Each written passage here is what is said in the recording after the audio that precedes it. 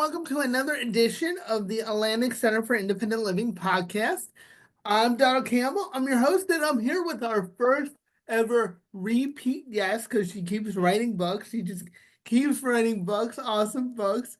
This is my board member, excellent advocate, Karyn Adams. So, Karyn, say hi to everybody.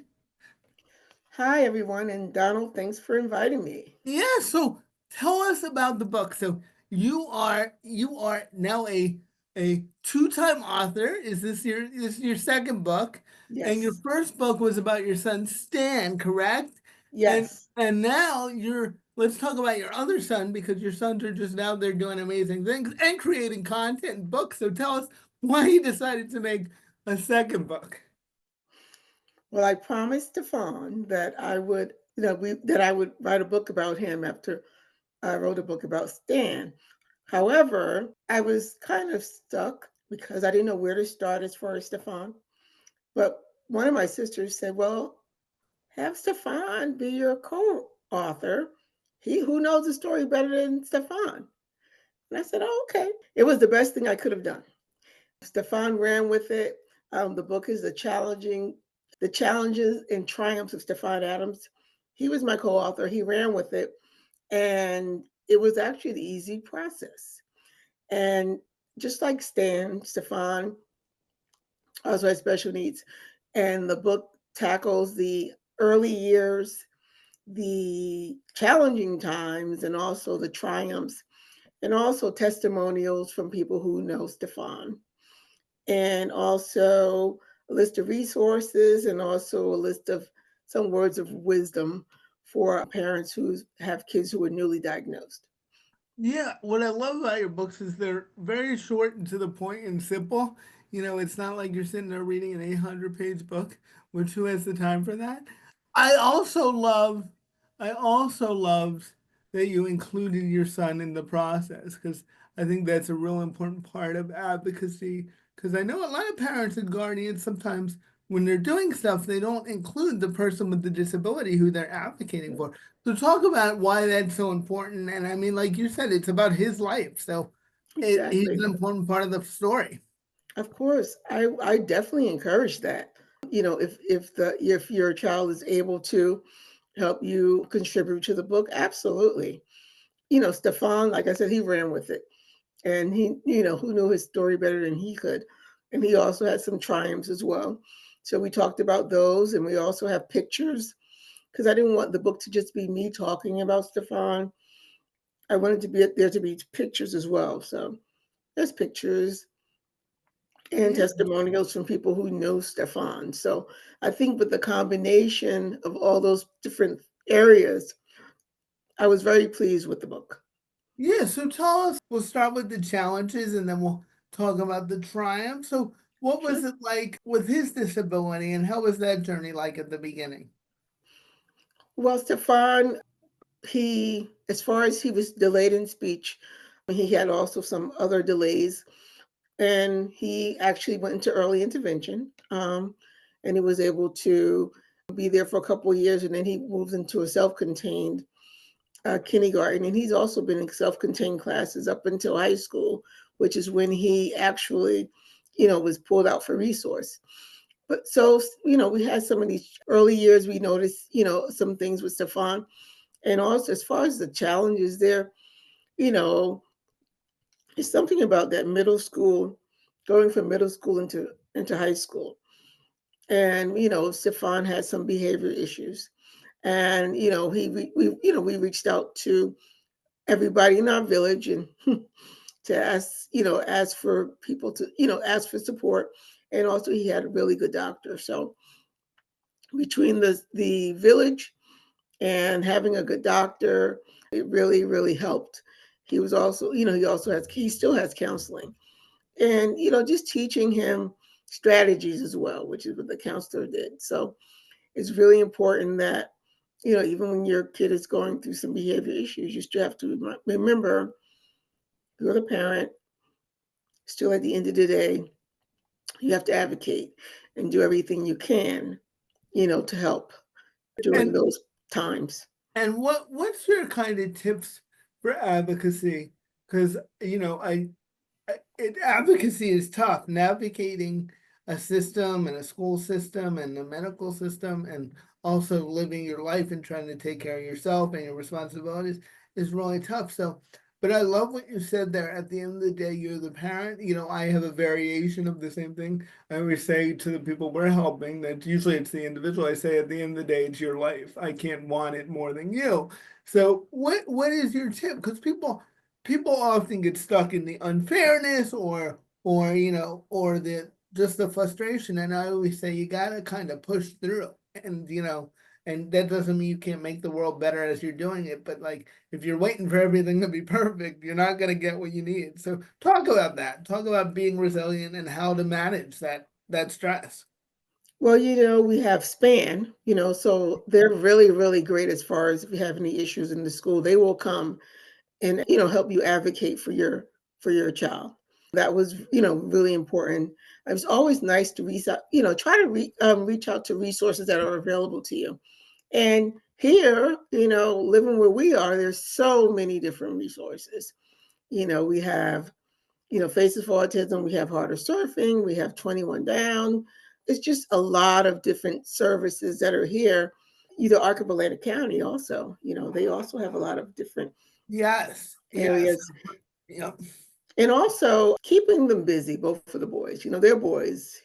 They have all this energy. So we started them out in sports early. They started out, Stefan was T-ball, and Stan was baseball. And Stefan was in baseball for 6 years. After the third year, Stan's like, I'm done. I said, okay.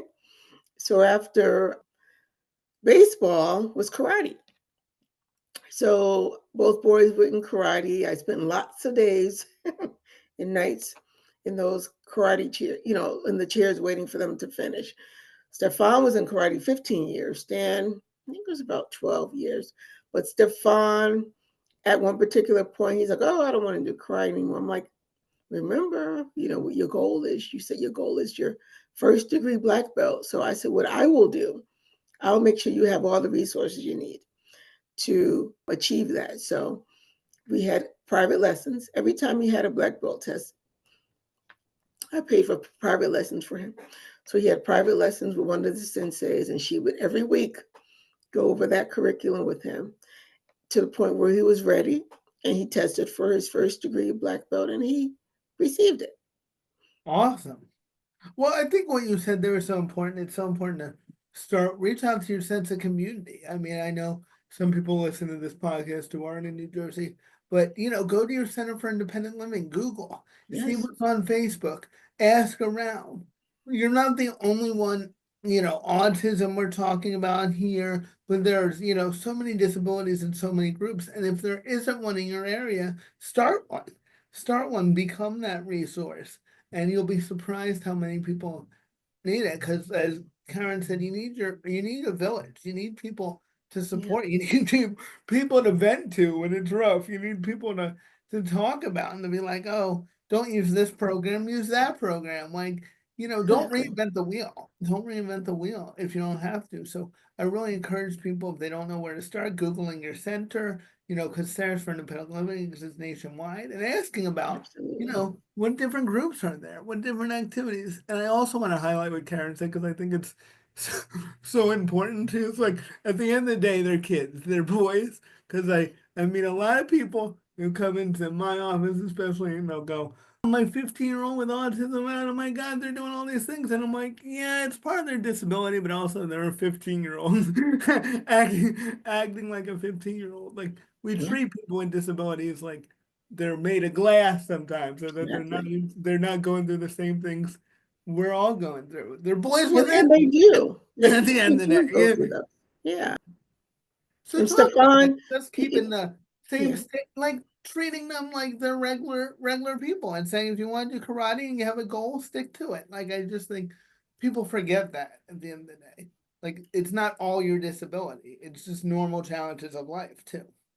and it doesn't have to, everyone, there's different, different disabilities. Right. Stan had autism, Stefan has other special needs, but you have to reach out to these different organizations that are in your area because we're lucky, we're blessed there's a lot of we have here, but there's an art in every Right, county. right. There's art.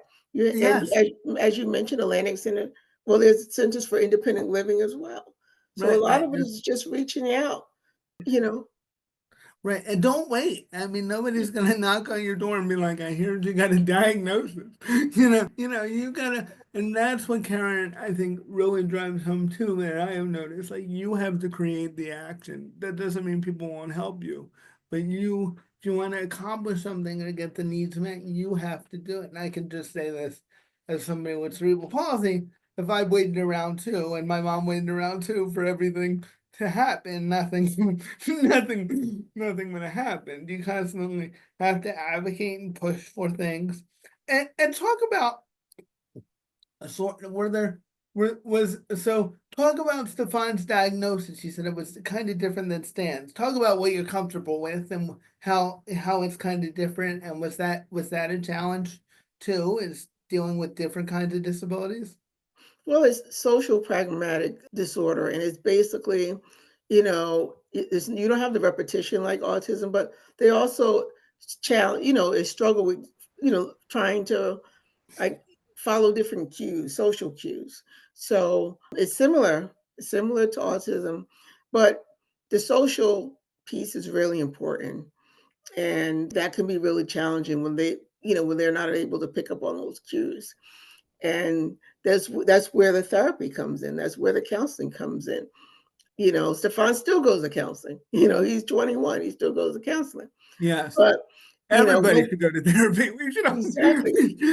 And one thing I want to mention is that I know in high school, both boys, I was always part of the special ed advisory council committee. And the sad part about it is that every supervisor of special ed from all the schools, the high schools in the district are there. But there was only me and one other parent, which is I really, think really sad.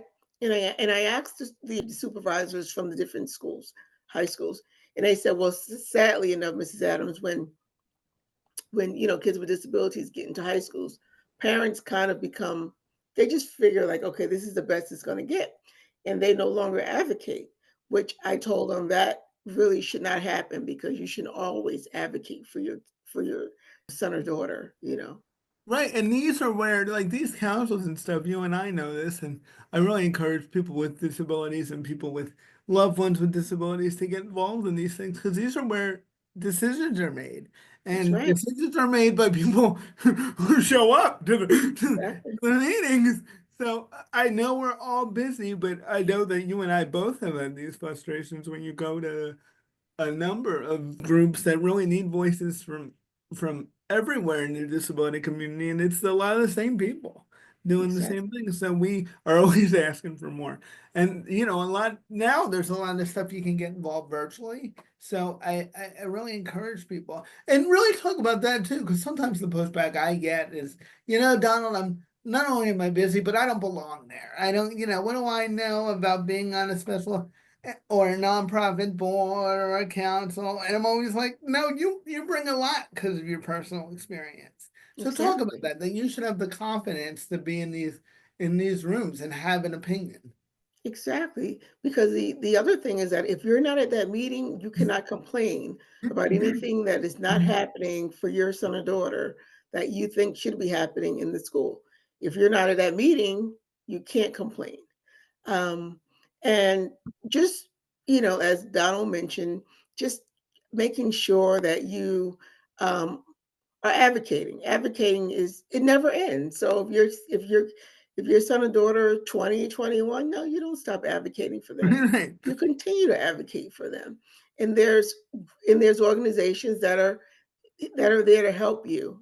But if you don't ask, people won't know. People won't know, and they're not being helped. These organizations and these school systems, one, they need the help because they need to know how to serve their population, and two, you're giving, like you said, you're giving your power away. You're giving your power away to say, that was a problem, or these transition services could be better.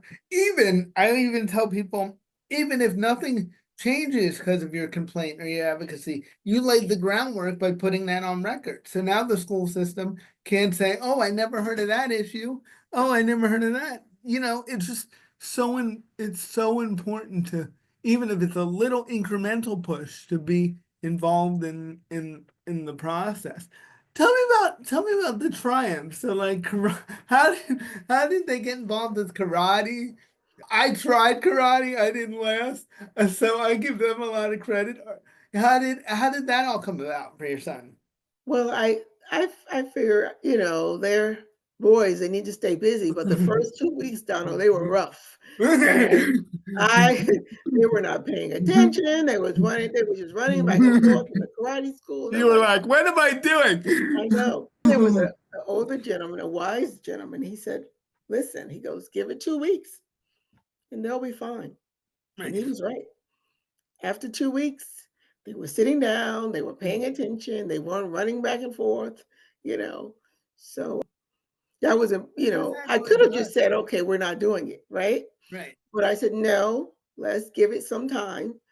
And, as you see, or, they continued to stay in karate, and I still think it was one of the best decisions, we've made as far as keeping them busy, and then they're still busy because we go to the Brigantine Aquatic Center, and they both swim. We have it started off as the Special Olympic swim team, and they renamed it Stanley Special Friends after my son Stan. So they still compete Special Olympics, in different area meets, and also they play golf through the arc of Atlantic County, and they love golf. Stefan actually played in the North America Special Olympic Golf Championship a couple years ago. So they're busy. They probably have more of a social calendar than I do. But it's important. It's really important to just Well, kind and of I keep get them. that kind of question a lot, Karen, because a lot of people in general, young people with and without disabilities, get really isolated because of a lot of things. Social media, it's easy to get isolated in today's age. So, like, talk about why that's important and why giving your person with the disability also time to adjust, like you talk about. Because I think sometimes you go to these social activities, and like if the person with the disability doesn't act like perfect right away, it's like, I just want to get out of here. But you're right. If you, just like everybody needs time to adjust, like when you have a disability, whatever it is, like it is a lot. It is a lot when you're in a brand new environment and everybody's like, well, here are these new rules. Like it is a lot. So talk about like the importance of socialization, the importance of sometimes doing things, getting out of your comfort zone in a lot of ways, getting out Oh, of your comfort. absolutely. Absolutely. Because if you're not, if I had said, "Oh, let's just forget karate, this is not gonna work. Oh, let's forget baseball, this is not gonna work." You never know. Your child may surprise you. You may say, "Oh, I don't think they're gonna do this." Give them a chance. If I didn't, stay those 2 weeks in karate and just said, "Oh no, we're just gonna pack up and leave," I would have never seen how far Stefan could have taken it, or how far Stan could take it. But you just have to, believe in your kid, and just try different things, Right. And and they have to. It's always good to be social, and and there's so many other, there's like Christmas dances going on. There's a Halloween dance. There's always something to do. right. And also for parents, you shouldn't isolate yourself either. Right. There's Right. other parents and on these different organizations that are there to ask questions, to be a sound ear for you. So Have fun, you know. it's not just about your child, it's also about you as a parent. Right, it's a part of self-care, like And your self-care, yes. getting your own connections, and and I think that's really important because we just shouldn't be afraid to put ourselves and the people with disabilities in uncomfortable. Of course, we want to be safe, but it's sometimes I get a little pushy with people, and it's like, well, if Johnny tries that job, it might not work out. I'm like, people without disabilities try jobs all the time and it doesn't work out. Exactly. It's okay Exactly. to try karate for a while and have it not work out. It's okay. Life is gonna continue. You're gonna learn. You might make friends. You might learn what you're good at. Like it's okay to the struggle is okay. That's how you grow. The struggle is okay. That's how you grow. And I will tell anybody who has somebody with a disability or has a disability themselves, if you're always in your comfort zone and always afraid to fail, that's not a healthy place. It's not a No, healthy place. because But it's not good for you, and it's definitely not good for your child either, no, no. to feel isolated, you know. So I always know you as being so busy, and so where did you always want to write books? Did you kind of get talked into it? Like, how did you get into this? How did you get into this mode? Because writing a book is not easy. Writing a book No, is it's not. there's a lot of people in the world talking about writing books that never get written. So talk about that. Like, how did you get interested in that? Why'd you do that? Was it a long-term dream? How'd you get there?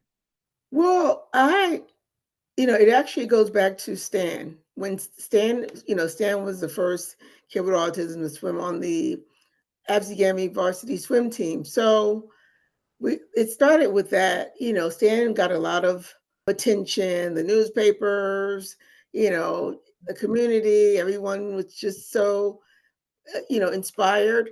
And people will come up to me all the time, "Oh, you need to share Stan's story." And I'm like, "Oh, I will one day." And so one day I did sit at the I'm trying computer to and I get through the day. I'm trying to get through the day.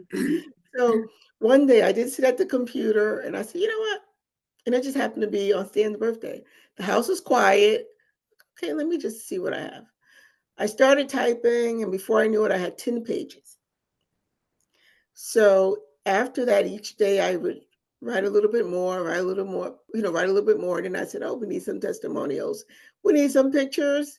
And before I knew it, it was a book. I think it took me about 7 months to do. That's awesome. And then Stefan was right. He's like, "Where's my book? I gotta get a book." Like I can't like that would be me and my siblings too. Like he's not getting a book without my book. Like this is happening. And I Well, think Stefan's book was a little easier because he knew know. the story and he kind of ran with it. Right. He just needed you to type. He needed you that you needed, and I think what you just said there is so important whenever I have a hard thing to write. And you just have to start writing and like almost don't even worry about like the grammar or the structure. Just like get something down in paper and then you can work on it. So I would just encourage people to get involved in these things. I mean, if you're listening to this and you have a loved one with a disability or have a disability yourself, you don't have to be in New Jersey. There are organizations just begging for volunteers, just looking for board members, looking for people to get involved in the community. And, Google's a beautiful thing. There's so many good things out there. And just get involved and share your experience. Because, like you talk, and we'll wrap up with that, Karen. Talk about how really your personal experience, you do become the expert in a lot of ways on, I mean, you don't know everything, but just having to navigate the system and make connections, you learn a lot and you pass that knowledge on to other people, maybe new parents, maybe other people with disabilities. Talk about that, how it kind of like you end up helping others just by your journey as well. Well, people help me, you Yes. know? People help me, and I feel like it's my responsibility to help others to pay it forward. So sometimes I'll get calls or I'll get text messages. There's a parent who has a kid who's newly diagnosed. Will you talk to this parent? Sure, absolutely. I don't mind doing that because people did that for me, and I think it's my responsibility to pay it forward. And it's a lot of people, there's a lot of parents here also who, if they're faces for autism, other organizations that they're part of, we all reach out to each other, Yes. and we all respect each other, and we reach out to each other. We have this going on, that going on. So it's really, really important to be involved in your community, because if you are you know isolating yourself and isolating and having your not having your kid to participate in these things, it's going to be hard when you do it. You know what I mean? Right. One day you say, oh, let's just go out. It may be challenging. Right. Well, I say that too, and we'll wrap up on that. I'll say the earlier you get started doing the things, the easier it is. I know it doesn't mean you can't start if you haven't started earlier and had your challenges, but I know for me in the CIL, it's hard when somebody is particularly a parent and they're getting older because that's what happens in life. And now their kids getting older, maybe they're an adult now, and they're like, well, I don't have any services. And the sooner you get that started and start learning about that, that's why I always say, we'll end with this too. Like when they're in school, like Karyn was saying, that when they're in school, that's the time to really double down on advocacy and learning about resources. Because you do get, depending on your school in general, but school should be a safer place with more resources. And once they transition, you want to have things in place. You don't want to wait to the last minute. Not to say that we won't try our best to help you if you did, and no judgment, but I always say people are like, how early should I start? I'm like, well, Yesterday. yesterday. And when you get a diagnosis, just start reaching out. You don't have to reinvent the wheel. Just start reaching out Yeah. to people and going, what did you do? I always say, and one with this tip, my biggest tip, I learned this from my mom. Just like, hi, mom, I love you. I don't know if you listen to every episode, but I always say, collect all the paperwork. You never know when the paperwork, all these resources, no matter what state you're in, are going to demand some degree of paperwork. So when somebody hands you an IEP or anything that says my child has a disability, take that piece of paper and put it in a box and mark it because you don't know it can really come in handy. There's nothing that'll get you resources faster than when you overwhelm a government entity with plenty of plenty of paperwork and documentation. So listen to Karyn. She did it. She navigated. Start yesterday. Just start, again, you're not reinventing the wheel, reaching out, learning what other people did, and don't expect people to knock on your door. I always say that. Mm. People ask me all the time as a person with disability, they say to me, how'd you get a job? I said, well, I had to get involved in the community. And, I went to a board meeting and one thing led to another and I Yeah. applied. And if I just stayed in my house, they wouldn't Yeah. have said, hey, we got this director thing open up. But Exactly. that's not how it works. So get out there to your maximum extent possible and be involved. Thank you so much, Yeah. Karyn, for doing this. Can I say one thing, Don? Yeah, go ahead. So you mentioned the IEP. Speaking of IEP meetings, you know how many times I go to IEP meeting and I hear, "Oh, Mrs. Adams, we've been having supposed to have meetings all day, and you're the only one who showed up." So Right. it's not even just high school; it's school, it's middle school, it's Right. And get involved. You right. cannot complain if you're not at the meetings. Right. Don't give up your power. Those IEP meetings are mandated. You can have an IEP meetings once a quarter. You can have as many times as you want. But like Karyn said too, you gotta show up too. You gotta show up. And just my personal thing too is as your child gets older, start to involve them in the process. Yes, They have to know their rights too. yes, Because that's what when I have, and now we're just going off and we're gonna be here for 2 hours.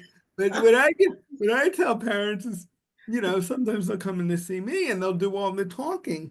I'll ask, what would your child like to do for a job? And the parent will tell me, and I say respectfully, I asked your son or your daughter, because I want to hear from them. I want them to get used to giving their opinion. It doesn't mean you can't, as a parent, contribute and be involved. That's not what I'm saying. But one day you're not going to be there. And that's right. they have to learn what their rights are, how to advocate for themselves to the extent they can. To the extent, everybody's got a different type of disability. But I've seen people who I was told, oh, they have no idea what's going on or their disability, they don't know. And then, I get to talking to them a little bit and they knew perfectly well what was happening. They See? knew See? perfectly well what was happening. So That's right. empower yourself and also empower your loved one. Give them a seat at the table too. And really, it's your life at the end of the day. And this awesome book, which we're going to link to, say the title one more time, Karen. We're going to link to it in the description so people can buy it. It's awesome, and Karen's awesome in general, but she's going to give you the title so you can buy it. It's the challenges and triumphs of Stefan Adams. And I have a website. You can go to the website and you can order the book. and find out any, contact information for me on the website or any upcoming events that I have. All And right, it's awesome. And we're gonna link to the website too. Thank you so much, Karyn, and thank you everybody for listening. well, Donald, I really, really like you. So Yes, yes, I really, really like it too. There's a lot of mutual admiration between us. So yes. we're very philosophically aligned. We're very similar in that way. All right, thank you everybody, and see you next time on the Atlantic CIL podcast. Bye. Bye.